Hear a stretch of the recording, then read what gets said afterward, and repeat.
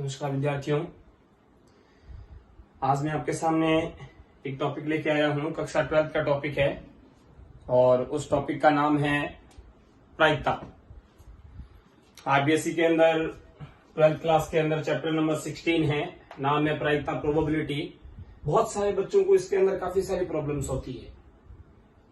सबसे मेन जो बेसिकली जो प्रॉब्लम होती है वो ये होती है कि सर क्वेश्चन समझ में नहीं आते, हिंदी लिखनी भी नहीं आती, ढंग से उनको रिप्रेजेंट करना नहीं आता, इसलिए नंबर कट जाते हैं। तो यहाँ पे अपने मौखिक भी मुख्यतः क्या करेंगे, ध्यान रखना। आपको सबसे इम्पोर्टेंट बात इस बात का ध्यान रखना है कि सबसे पहले आपको प्रोबेबिलिटी का बेसिक बहुत अच्छे से सीखना है। जब आपका बेसिक उसका कवर होगा बढ़िया ढंग से, एकदम अच्छे ढंग से, तो आप उसके बाद में उस चैप्टर को, उस प्रश्नावली को आप बहुत ही बेहतर ढंग से रिप्रेजेंट कर सकते हैं, बहुत ही अच्छे तरीके से। तो इसके बेसिक में ज्यादा कुछ नहीं है। वैसे तो आप 11th में सीख के आए हो, 11th में काफी सारी चीजें थी प्रोबेबिलिटी के बारे में, तो 12th क्लास के बच्चे हो, ऑब्वियसली आपने 11th में अध्ययन किया है। फिर भी आपको ये जो मैं बेसिक सिखा रहा हूँ उससे रिगार्डिंग यदि फिर भी 11th की कोई प्रॉब्लम आपको हो तो आप मुझे कमेंट बॉक्स में बाद में पूछ सकते हैं। तो आइए स्टार्ट करते हैं। तो सबसे पहले मैं बात करूंगा 16.1 के बारे में।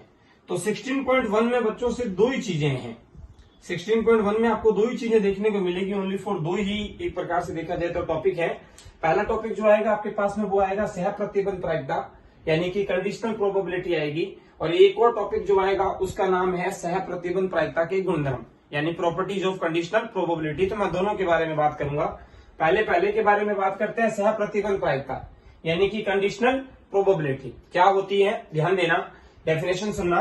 यदि किसी यादृच्छिक प्रयोग के प्रति 10 समष्टि, कोई भी यादृच्छिक प्रयोग हुआ, यादृच्छिक प्रयोग का मतलब रैंडमली कोई भी एक एक्सपेरिमेंट हुआ, कहने का मतलब, यानी कोई भी एक सिक्का फेंकना या फिर कोई भी एक पासा फेंकना, कुछ भी हो सकता है XYZ। तो प्रति 10 समष्टि S की दो घटनाएं A तथा B है, 2 इवेंट्स A एंड B है। जब घटना A का घटित होना पता है, यानी घटना A जो है वो मुझे घटित होना दिया गया है, तब घटना A के घटित होने की प्रायिकता, यानी B का घटित होना मुझे दिया गया है, B का घटित होना मुझे दिया गया है और A के घटित होने की प्रायिकता निकालनी है मुझे। तो उस कंडीशन में इसे PA/B से व्यक्त करते हैं। आप इसको जनरली यूं समझ सकते हैं, ध्यान देना, ये हमेशा नोटिस करना, यहाँ पे एक चीज हमेशा आएगी।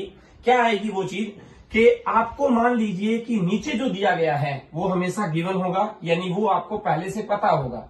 यानी यूं कह सकते हो कि इसकी प्रायिकता जब मुझे पता है उस कंडीशन में A की प्रायिकता क्या होगी, यही होती है सह प्रतिबंध प्रायिकता। तो इसको PA/B से लिखते हैं। फॉर्मूला क्या होता है, PA इंटरसेक्शन B अपॉन में PB। इसको यूं भी लिखा जा सकता है NA इंटरसेक्शन B, यानी A इंटरसेक्शन B का टोटल कितने नंबर हैं, A इंटरसेक्शन B का नंबर ऑफ क्या है, A इंटरसेक्शन B, और अपॉन में क्या है, NB।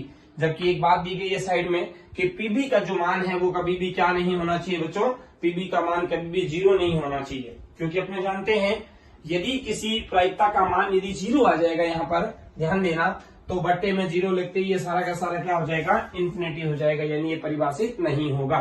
ठीक है, उसी प्रकार ये था, अगर B दिया गया है उस कंडीशन में मुझे A ज्ञात करना है तो ये लगाना है, और यदि मुझे A दिया गया है और मुझे B निकालना है तो उस कंडीशन में ये लग जाएगा। ये दोनों तो सेम ही है, सिमिलर ही है। फिर ये आपके नीचे जो ऊपर जो हिंदी में लिखी गई थी सह प्रतिबंध प्रायिकता, उसी की सेम कंडीशनल प्रोबेबिलिटी इंग्लिश में लिखी गई है। लिखा हुआ है let S be the sample space. Sample space का मतलब प्रतिशत समष्टि है कोई एक ऑफ एनी रैंडम एक्सपेरिमेंट, यानी कोई भी यादृच्छिक प्रयोग का कोई भी, and A and B are 2 events, A and B 2 events है। The conditional probability of the event है, उस कंडीशन में कंडीशनल प्रोबेबिलिटी जो होती है A given that B has क्या है, अकर्ड, यानी B उस समय मुझे ज्ञात है या पता चल चुका है या वो घट चुका है, उस कंडीशन में मुझे निकालना है। ध्यान देना, ठीक है, नोटिस करना। तो मैंने क्या है नीचे एक एग्जांपल लिया है, उस एग्जांपल के माध्यम से मैं आपको थोड़ा सा समझाना चाहता हूं कि किस प्रकार से इसको उपयोग में लेते हैं, कैसे इसके क्वेश्चन करते हैं। तो क्या एग्जांपल लिया है, मान लीजिए मैंने कोई भी 3 सिक्के लिए, 3 सिक्के लिए, माना 3 सिक्कों को उछाला जाता है। लेट्स क्या है, टॉस 3 कॉइन, 3 कॉइन है। देखो ध्यान देना, एक चीज बहुत सारे बच्चों को प्रॉब्लम होती है, 3 कॉइन को एक साथ उछालना, 3 कॉइन को एक साथ उछालना, एक कॉइन को 3 बार उछालना, कंडीशन सेम है। 3 कॉइन को एक साथ उछालना, एक कॉइन को 3 बार उछालना, कंडीशन सेम है। तो यहां पे मैंने लिख दिया ये अब लिखने के बाद में पर्सन में नीचे दिया हुआ है, पर्सन में आएगा आपके पास में। क्वेश्चन में क्या दिया हुआ है, क्वेश्चन में ये लिखा हुआ है कि लेट इवेंट ए जो है वो क्या है, एटलीस्ट 2 हैड अपेयर, यानी कि कम से कम 2 चिताना। घटना ए जो है वो क्या है, कम से कम 2 चिताना। और घटना बी जो है वो है लास्ट कॉइन सो ए टेल, यानी कि आखिरी सिक्के पर पटाना, आखिरी सिक्के पर पटाना। ध्यान देना, ये 2 घटनाएं मान ली मैंने। तो सबसे पहला जो मेरा रैंडमली जो मुख्य जो चीज होगी, ध्यान देना, वो तो ये होगी कि सबसे पहले तो इस सिक्के के लिए टोटल जो एस आएगा वो मेरे पास में कितना आएगा, ये बहुत इंपॉर्टेंट चीज है। तो आपको पता है, मैं थोड़ा सा बात कर लूं वापस से, अपने बार बार ऊपर जो समझ चुके हैं वो तो मैं मिटा सकता हूं, फिर भी ध्यान देना, थोड़ा सा यहां देख लेते हैं। एक सिक्के के क्या रिजल्ट होते हैं, 2 रिजल्ट होते हैं। एक सिक्के के 2 रिजल्ट होते हैं, तो 3 सिक्कों के कितने आएंगे, तो उसको आप ऐसे पढ़ सकते हो, आपने पहले उप समुच्चय की पावर के बारे में पढ़ा भी है। एक सिक्के के 2 रिजल्ट होते हैं, सिक्के को एक बार फेंकना है तो 2 ही मान आएंगे, सिक्के को 2 बार फेंकना है तो 4 मान आएंगे, सिक्के को 3 बार फेंकना है तो 8 मान आएंगे। यानी कितने मान आएंगे, 8 मान आएंगे प्रॉपर्ली। तो आप इसके 8 मान, वो 8 मान यहां निकालते हैं। आप चाहे तो एक प्रकार से कहीं से भी एक सिरे से स्टार्ट कर लेना। मैंने तीनों हेड लिख लिए एक बार, तीनों हेड, आप चाहे तो तीनों टेल लिख लेना। अब तीनों हेड लिखने के बाद मैं इसको कम करता जाऊंगा। यहाँ 3 हेड है, अगले स्टेप में मैंने हेड 2 कर दिए, अगले स्टेप में हेड 1 कर दिया, यानी अब तीनों टेल की बारी आ गई। टेल 3 है, यहाँ टेल 2 आ गए, यहाँ टेल 1 आ गया। अब वापस टेल हटाऊंगा तीनों, तो ये तीनों हेड बन जाएगा। तो तीनों हेड तो मैं पहले लिख चुका हूं, यानी इसको हटा दीजिए। अब देखो क्या करना है, आगे पीछे टेल, बीच में हेड, आगे पीछे हेड और बीच में टेल। तो आप इसको गिन लीजिए, चाहे 1 2 3 4 5 6 7 एंड 8। तो टोटल एनएस की जो वैल्यू है मेरे पास में, यानी नंबर ऑफ सैंपल स्पेस, यानी कुल प्रतिदेश समष्टि, वो कितनी आ गई, 8 आ गई। अब जो घटना थी ई और एफ, उस घटना की बात करेंगे। तो यहाँ पे आ जाओ, ई और एफ जो घटना थी मेरे पास में, तो उस घटना की बात करेंगे। तो घटनाएं देखो वही है, आपके पास में जो कॉपी के अंदर जो चीज दी हुई आएगी उसके अनुरूप ही आपको काम करना है, यानी उसके अनुरूप ही आपको निकालना है। तो किस प्रकार से निकालना है उसके ऊपर चर्चा करेंगे अपने वापस अभी थोड़ी सी। तो ध्यान देना बच्चों, नोटिस करना आप थोड़ा सा, क्या करेंगे उसके ऊपर। तो अब कंडीशन आई मेरे पास में कि 2 इवेंट थी मेरे पास में, ए और बी, मैं वो दोनों निकाल लेता हूं। सबसे पहले मैंने क्या किया, देखो ध्यान दो, मैंने निकाला एनए। तो एनए क्या था, एनए मतलब ए क्या था, ए था मेरे पास में कम से कम 2 चित आना। ए था मेरे पास में कम से कम 2 चित आना। तो कम से कम 2 चित आना, ये देखो कम से कम 2 चित है इसमें, इसमें भी कम से कम 2 है, इसमें भी कम से कम 2 है। अब कोई बोलेगा सर आपने 3 क्यों लिया, तो एक एग्जांपल सुनो। देखो ये जो लैंग्वेज होती है ना, कम से कम 2 चित आना, यानी कि एटलीस्ट 2 हेड आना, तो इस लैंग्वेज के अकॉर्डिंग क्या होता है, ये लैंग्वेज कहती यही है, क्या कहती है, जैसे इसको मैं आपको एक एग्जांपल के अकॉर्डिंग समझाता हूं। क्लास में आप टेस्ट दे रहे होते हो, कोई भी सब्जेक्ट का, मैथमेटिक्स का, किसी भी चीज का, फिजिक्स केमिस्ट्री का, अदरवाइज कोई भी सब्जेक्ट, हिंदी इंग्लिश, तो टीचर आपको क्या कहता है कि बेटा 10 मार्क्स का पेपर है और आपके कम से कम 5 आने चाहिए। अब आप बताओ इसका मतलब क्या हुआ, कम से कम 5 आने चाहिए, यानी 6 आ सकते हैं, 7 आ सकते हैं, 8 आ सकते हैं, 9 आ सकते हैं, 10 आ सकते हैं। 10 से ऊपर तो नहीं आ सकते। 10 से ऊपर तो इसलिए नहीं आएंगे क्योंकि पेपर ही 10 मार्क्स का था। यानी 5 से लेकर कम से कम 5, यानी 5 से नीचे आएंगे तो पनिशमेंट मिलेगा, 5 तक तो आ ही सकते हैं। सेम कंडीशन यहाँ है, कम से कम 2, यानी 2 तो आ सकते हैं। अब हाईएस्ट कितने आ सकते हैं, 3 आ सकते हैं। अब कोई बोले सर 4 क्यों नहीं आ सकते, आपने जब एक सिक्का फेंका तो उसके हाईएस्ट रिजल्ट के अंदर 3 ही थे, तो वो 3 ही आएंगे, समझ में आ गया। तो ये यहाँ पर मैंने इस प्रकार से 3 वाला भी ले लिया, कम से कम 2, ज्यादा से ज्यादा 3 वाला भी आएगा। तो टोटल एनई का मान कितना आ गया, 4 आ गया। अब मैं चलता हूं आगे एनबी के मान के अंदर कि एनबी कैसे निकालेंगे। तो एनबी के लिए था आखिरी सिक्के पर चित आना चाहिए, ठीक है ना। एनबी के लिए क्या था मेरे पास में, कि आखिरी सिक्के पर क्या आना चाहिए, चित आना चाहिए, यानी कि मेरे पास में आना चाहिए लास्ट कॉइन्स और टेल, सॉरी चित नहीं, पट आना चाहिए, टेल आना चाहिए। तो आगे चलते हैं आखिरी सिक्के पर, यानी आपने ऐसे सिक्का फेंका ना 1 2 3, तो जो लास्ट बार सिक्का फेंका जा रहा है उस पे नीचे गिरते टाइम में टी आना चाहिए, टेल आना चाहिए। तो इधर देखो ये आखिरी सिक्का है, इस पे टेल आ रहा है, यानी ये लिया जाएगा। ये आखिरी सिक्का है, इस पे भी टेल, पहले कुछ भी आ रहा है मुझे उससे कोई मतलब ही नहीं है, कुछ नहीं करना है प्यारे बच्चों, सिर्फ बाद वाले को देखना है। ये आखिरी सिक्का है, इस पे भी टेल आ रहा है, ये आखिरी सिक्का है, इस पे भी टेल आ रहा है, यानी एनएफ का मान आ गया मेरे पास में 4 आ गया, ठीक है। एनबी का मान मेरे पास में 4 आ गया। आगे चलते हैं नेक्स्ट। तो अब इसी प्रकार मुझे क्या चाहिए, अगर मुझे सह प्रतिबंध प्रायिकता में जाना है तो अभी फॉर्मूला देखा था पीछे, यानी मुझे तो इंटरसेक्शन चाहिए। तो मैंने इंटरसेक्शन के लिए क्या किया, ए इंटरसेक्शन बी निकाला। ए इंटरसेक्शन बी का मतलब है ये जो आपको ऊपर जो रिजल्ट दिख रहा है ये और नीचे जो रिजल्ट दिख रहा है ये, इन दोनों में कॉमन ढूंढना है। क्या ये वाली वैल्यू यहाँ पे है क्या, डबल एच टी यहाँ पर है, फिर ये देखो बीच में टी, यहाँ कोई बीच में टी है क्या, नहीं है। तीनों एच, यहाँ कोई तीनों एच है क्या, नहीं है। यहाँ आगे टी है तो आगे टी कोई है, लेकिन पीछे डबल एच, तो पीछे डबल एच इसके अंदर नहीं है। ठीक है, पीछे डबल एच इसके अंदर नहीं है। तो बात करते हैं आगे इसके अंदर। तो मैंने यहाँ पे क्या किया, एनबी और एनएच के अंदर यहाँ इजिकल्स टू 001 के रूप में लिख दिया, ये 1 आ गया। अब मेरे पास में निकालना है, तो इसका मतलब क्या हुआ, मैं इसके मतलब की बात करूंगा, ध्यान देना।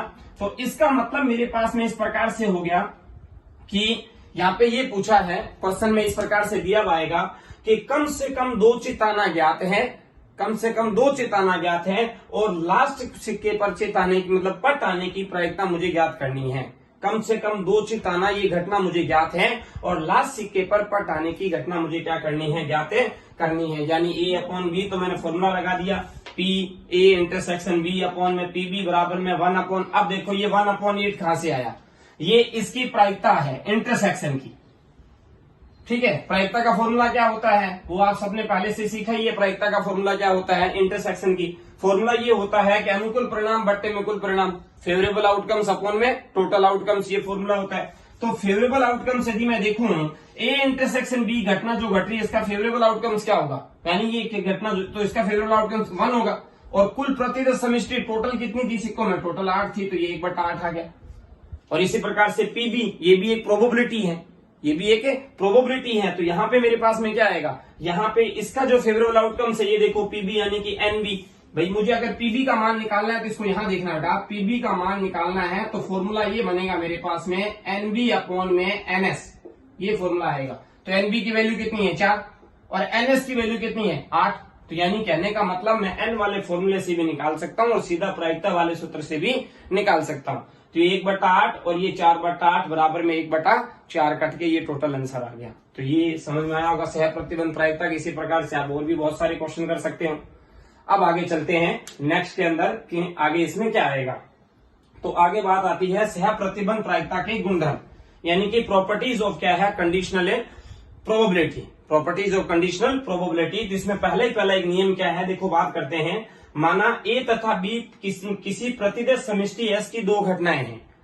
मान लीजिए ए तथा B, let A and B are 2 events and 2 events, then कब किस कंडीशन में, जब एस क्या हो सैंपल स्पेस हो, उस कंडीशन में देन क्या आएगा पी एस अपॉन बी बराबर पी बी अपॉन बी का मान कितना होता है 1 होता है। तो ये मुझे दोनों प्रूफ करनी है, बहुत सिंपल है, मैं प्रूफ कर देता हूं। आइए प्रूफ करते हैं। मैंने लिखा हम जानते हैं, यानी कि वी नो दैट, क्या जानते हैं देखो कि एक फॉर्मूला होता है ए अपॉन बी का, मेरे पास में ये पी ए अपॉन बी का ये फॉर्मूला होता है, P A intersection B upon में पी बी होता है। अब देखो अगले स्टेप में मैंने क्या किया, इस ए की जगह मैंने एस लिख दिया। तो जहां जहां फॉर्मूले में जहां ए चल रहा था वहां एस हो जाएगा, तो इसकी जगह भी मैंने एस लिख दिया। ये देखो ध्यान से। अब अगले स्टेप में ये बात समझने लायक है कि एस का बी के साथ, देखो एस का मतलब होता है टोटल समुच्चय, एस का मतलब होता है टोटल समुच्चय और बी का मतलब जो होता है, आपके पास में बच्चों ध्यान देना, एस का मतलब तो होता है टोटल समुच्चय और बी का जो होता है वो होता है उसी के अंदर कुछ जो सेट दिया हुआ होता है। मैं आपको इसको एक एग्जांपल देकर समझा देता हूं, एक एग्जांपल देता हूं छोटा सा, ध्यान देना क्या एग्जांपल है इसके बारे में बातचीत करते हैं। मान लीजिए एस जो है ना वो आपकी पूरी स्कूल है, आप जिस स्कूल में पढ़ते हो, एस क्या है विद्यालय के सभी कक्षाओं का समुच्चय है, पूरा विद्यालय है ये। बी जो है वो आपकी क्लास का समुच्चय है, एस जो है वो पूरे स्कूल का समुच्चय है, बी जो है वो आपकी क्लास का समुच्चय है। अब आप मुझे बताओ, यदि कहने का मतलब ये हुआ पूरी स्कूल के अंदर और आपकी क्लास के अंदर यदि इंटरसेक्शन निकाला जाए तो कॉमन क्या आएगा, पूरी स्कूल कंप्लीट स्कूल और एक आपकी class only for 12th math की, यदि इन दोनों में इंटरसेक्शन निकाला जाए तो कॉमन क्या आएगा, आपकी क्लास ही तो आएगी। यानी संपूर्ण समुच्चय के साथ यदि कोई एक सिंपल समुच्चय का यदि क्या निकाला जाए, इंटरसेक्शन निकाला जाए, तो इंटरसेक्शन में समुच्चय कूद जाएगा। ठीक है, यानी एस इंटरसेक्शन बी का मान हमेशा क्या आएगा, बी आएगा। तो यहां देखो मैंने ये तो चेंज हुआ था, वो तो आपको बताया था। अब एस इंटरसेक्शन बी की जगह मैंने नीचे लिख दिया पीबी, पीबी से पीबी क्या हो गया, कैंसिल आउट हो गया। पीबी से पीबी कैंसिल आउट हुआ तो कितना आ गया मेरे पास में, ये 1 आ गया। यानी एस अपॉन बी की वैल्यू कितनी रिप्रेजेंट होगी, 1 होगी। अब इसका एक पार्ट और बचा था, ये तो सिंपल ही एकदम, पी अपॉन बी वाला जो है, बी अपॉन बी, ये देखो क्या है, बी अपॉन बी बराबर में क्या लिख सकता हूँ, इसी फॉर्मूले से लिख रहा हूँ वापस। अगर इसकी जगह बी लिखूंगा तो यहाँ भी बी लिख सकता हूँ, यानी बी इंटरसेक्शन बी। अब खुद का खुद के साथ इंटरसेक्शन हमेशा क्या आएगा, खुद ही तो आएगा। कोई भी समुच्चय है, उस समुच्चय का उसी समुच्चय के साथ मुझे इंटरसेक्शन फाइंड करना है, तो उसका इंटरसेक्शन कितना आएगा, वह खुद आएगा। तो ये इंटरसेक्शन मैंने पीबी लिख दिया, यानी यहाँ पीबी अपॉन में पीबी बराबर में कितना आ गया, 1 आ गया। एक और प्रॉपर्टीज, तो ये होगी पहली प्रॉपर्टीज। अब बात करते हैं सेकंड प्रॉपर्टीज क्या है।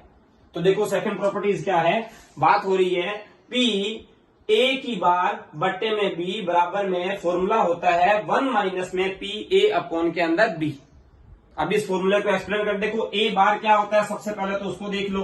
तो ए बार जो होता है, ध्यान देना बच्चों, ए बार तो आपके पास में होता है, ए बार का मतलब सबने सीखा है पहले भी, थोड़ा सा मैं रफ कर देता हूं यहां से ताकि रफ काम हो सके। ए बार जो होता है, ए बार का मतलब होता है पूरक घटना। ए बार का मतलब होता है पूरक घटना, यानी कि कॉम्प्लीमेंट्री इवेंट जो होती है वो होती है ए बार। कॉम्प्लीमेंट्री इवेंट यानी किसी घटना की खुद की, जैसे मान लीजिए कि लाल गेंद का आना घटना ए है, तो लाल गेंद का नहीं आना घटना क्या हो जाएगा, ए डेस हो जाएगा। मान लीजिए किसी प्रतिशत सेमेस्टर में केवल लाल गेंद ही है, तो उसका आना ए है, तो ना आना क्या हो जाएगा, ए डेस हो जाएगा। ये कॉम्प्लीमेंट्री इवेंट होता है। तो ये फॉर्मूला किस प्रकार से है उसके बारे में बातचीत करूंगा मैं। हम जानते हैं सबसे पहले, ये अभी भी सीखा कि पी एस अपॉन बी का मान कितना होता है, 1 होता है, अभी भी सीखा था।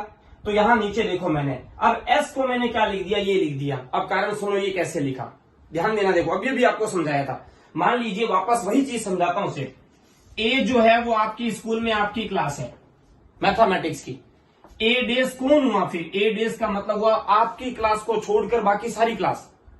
ए मान लीजिए मैथमेटिक्स की आपकी क्लास है, तो ए डेज कौन हुआ, ए डेज हुआ आपकी क्लास को छोड़कर बाकी सारी क्लास। और इसका यूनियन निकालना है, तो यूनियन निकालती वापस क्या बन जाएगा, वापस एस बन जाएगा बच्चों। एस कैसे बन जाएगा, ये आपकी क्लास है और ये बाकी सारी क्लास है। यूनियन का मतलब होता है मिक्स करना, यानी एक प्रकार से लेस से निकालना, कंप्लीट का पूरा करना। तो ये कंप्लीट करते क्या बन जाएगा, एस बन जाएगा। तो ये देखो, यानी मैं एस की जगह ये लिख सकता हूं, ए यूनियन ए डेस, मैंने साइड में लिखा भी है, बटे में भी है। अब देखो ध्यान से, जो यूनियन का होता है, योग नियम जो होता है सबने सीखा है, पी ए यूनियन बी जो होता है वो फॉर्मूला होता है सर पी ए प्लस के अंदर पी बी और माइनस के अंदर होता है पी ए इंटरसेक्शन बी। ये होता है योग नियम, प्रायिकता का योग नियम। 11th क्लास में पढ़ा है सबने, इसे प्रायिकता का योग नियम बोलते हैं। तो मैं इसके अकॉर्डिंग देखो, अब ध्यान देना, योग नियम के अकॉर्डिंग, यानी ये यूनियन है बीच में, तो मैं इसको अलग अलग तोड़ सकता हूं। तो मैंने इसको एक बार लिखा पी ए अपॉन बी, एक बार लिखा पी ए डेस अपॉन के अंदर बी। और ये जो इंटरसेक्शन वाली टर्म आएगी, ये यदि क्या होता है, 2 इवेंट्स यदि क्या होती है, डिसजॉइंट होती है। यदि 2 घटनाएं परस्पर अपवर्जी होती है तो उनके इंटरसेक्शन का मान हमेशा फाई आता है। यानी अगर यहाँ इंटरसेक्शन आएगा तो भी हट जाएगा। तो ये देखो, एक मैंने पी ए अपॉन बी को यहां लिख दिया, plus P A dash upon B को यहां लिख दिया और बराबर में लिख दिया मैंने 1। अब यहां से मुझे इसका मान निकालना है, जिसका मान निकालना है उसको यहीं रखो, बाकी को पक्षांतरण कर दो। जब आप उसका पक्षांतरण करोगे वो उस तरफ जाएगा, तो वो किसका हो जाएगा, वो माइनस का हो जाएगा। आया समझ में। तो ये इसका बेसिक है। अभी इसकी एक प्रॉपर्टीज और है, वो अपने नेक्स्ट लेक्चर के अंदर चर्चा करेंगे उसके बारे में। तो आपको अगर कोई भी प्रॉब्लम हो इससे रिगार्डिंग, जितना आपको बेसिक समझाया गया, आप इस बेसिक को पहले क्लियर करें अच्छे ढंग से। और आप इसके अकॉर्डिंग कुछ क्वेश्चंस भी हैं 16.1 के सह प्रतिबंध प्रायिकता के, वो भी नेक्स्ट लेक्चर के अंदर आपको बताए जाएंगे। धन्यवाद।